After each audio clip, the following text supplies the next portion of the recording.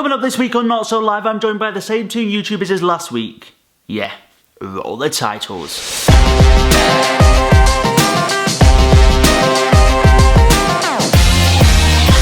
And Fergus joins me now. Hello, thank you very much. Yeah, I'm here at last. It's great to have you here eventually. I'm so happy to be on the show finally.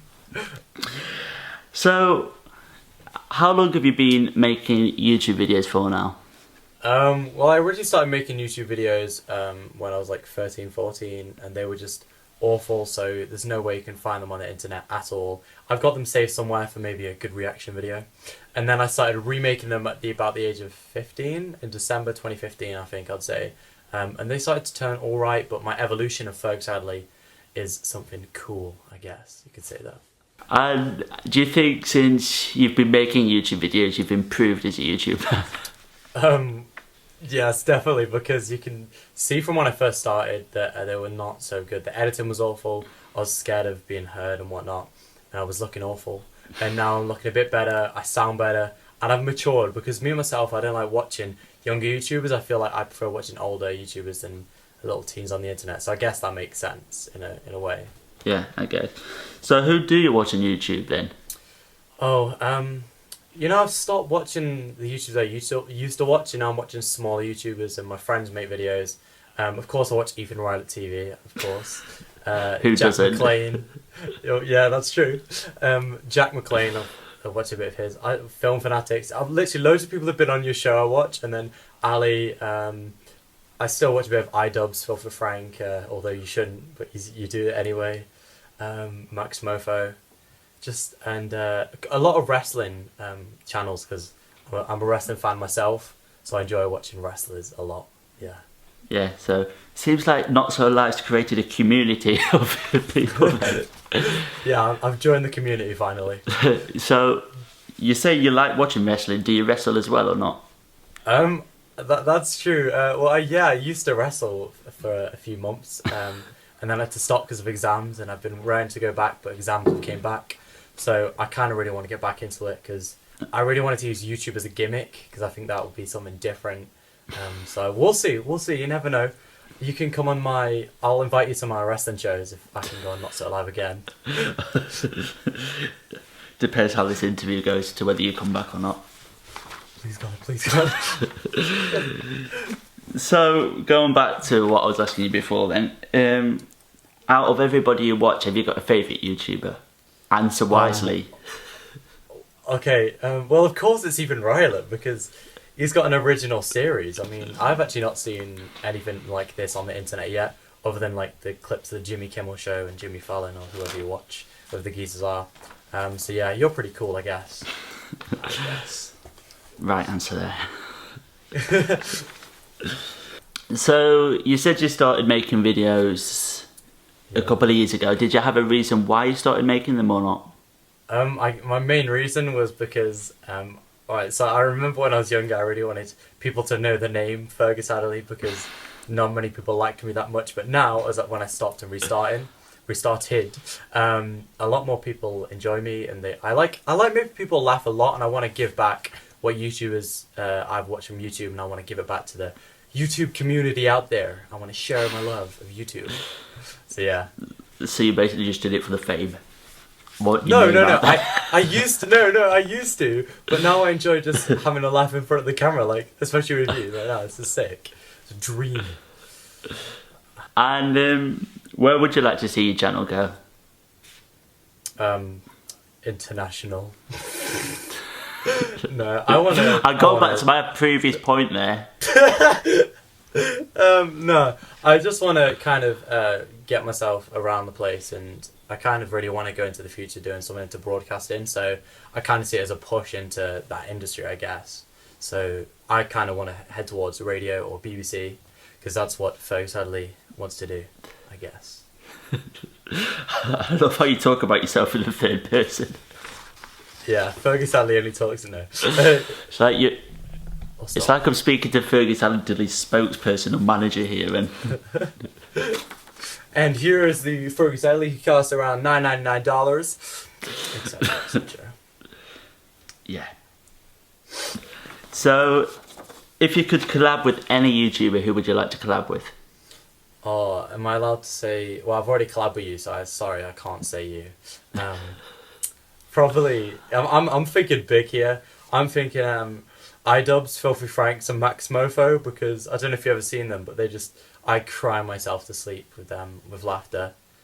Or there's a wrestling gamer called he's got a channel called Up Up Down Down where he plays games of wrestling stuff, and I just love to be part of that because he's pretty cool. So yeah. Okay. And what about smaller YouTuber wise? Smaller YouTubers, not including me, obviously. not including you. I don't know. Like, I really enjoy watching Jack McLean's content, and Jack McLean's a bit of a lad. I see anyway. And Jack knows some great Scotsmen. I like Scotland. Scotland's pretty cool, and yeah, I reckon Jack McLean will be pretty cool to collab with. So Jack, let's get on that collab like now. Hit him up, Jack. We need to. Yeah, I'll be waiting. And that's it for this interview with Fergus. Thanks for joining me. Thank you for letting me on the show. It's been a dream of mine since I was a child, Ethan. And before we go, what can people expect on your channel? Alright, people can expect on my channel random stuff. I'm moving on to podcasts there, you see. I'm getting in with the trend because podcasts, vlogs, and whatever anyone really wants to see. So be sure to hit me up, and yeah. So thank you very much, EthanRylettTV. Now, my next guest this week, you might remember him from last week actually. Jamie's back with me for the segment we're calling What Would Trump Do? Insert jingle here.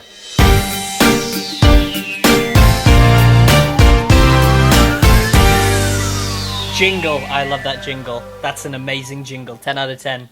Best jingle. What? My jingle's the best. No, my jingle's the best. No, you look at those jingles, not good jingles. These jingles, the best jingles. What is this turning into? It's gone. It's gone too far now, guys. We've lost it.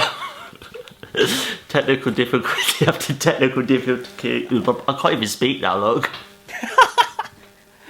Look what this has done to you. I quit. You have words. You have the best words. I've got no idea how this is going to turn out, so bear with us, viewers. Yeah. We'll just edit in the good parts. So, you know, the long pauses in between, we'll just edit those out. Let's edit those out. Maybe those are the good parts. Those are the only good parts we're going to get. It's a 2-minute video. Okay. Oh, dear. All right. What would Trump do if he lost his bottle of fake tan? Oh. Oh, no. I told you, this is going to be... This is terrible. Poor Trump. He would probably ban all tan lotion stores or anything with that type of product, just so no one else can use it. Because it's like, if he can't use it, no one else can use it. I will just assume that. Provided he makes it to 2020, what would he do if he loses the election? Oh, well, he'll stay in his hotel room and cry. Oh wait, that was Hillary. Wait, what? I was like I thought you were gonna say he's going to launch martial law and become a dictator. Well, let's face it. If he actually did lose the next election, he'll do what he was gonna do in the other one. He'll claim that it's rigged. That's what he'll do. He was like, just like that. That's what he was planning for this one if he'd lost. So it's like. You mean he was going to claim the election was rigged when it wasn't, but when it was rigged and he won, he didn't? Yeah. Yeah. Oh yeah, he still did it, didn't he? But he did the opposite. But yeah. Yeah, he did. Yeah. God damn it! It's like, oh. What would he do if the press stuck up for him for once? I actually don't know. He'd probably still complain, would he? He'd still call them have his little hissy fits. That's it. Yeah, that's a tough one. Actually, I don't know how he'd react if this press, because you're all a bunch of liars. Yeah, you're all a bunch of lies, but we're supporting you. You're lying. I'm a bad guy. What would you do if Mexico said they'd pay for the wall. Oh. Oh wow. I think for the next 4 years, no one would be able to wipe that smug off his face. No one. Not if that happened. What about if The Apprentice rated better with Arnold Schwarzenegger than with him? Because he likes to gloat about the ratings at the moment, doesn't he? If you look at his Twitter. Yeah. True. Oh, I don't know. He'd probably make... He would lie and say that it is better than... His ratings are better. That's what he'd do. Or he would rig them and change them. Sounds like Trump. See, I'm in his mind. I know what he's thinking, see. And finally, what would Trump do if Putin said he wished Clinton had won instead of him? What was that, sorry? What would he do if Putin came out and said, I wish Clinton had won?